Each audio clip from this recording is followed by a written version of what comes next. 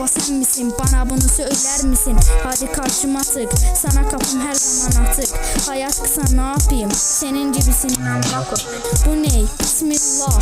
Neden korkuyorsun? Allah Allah. Anlamıyorum kimsin sen? 18 yaşında güzel dinlenen. Beatin sesi senden güzel çıkıyor. Sesinde sanki CLS patlıyor. Şarkı hazır yanıyor kafam. Gidip de hemen aldım hamam.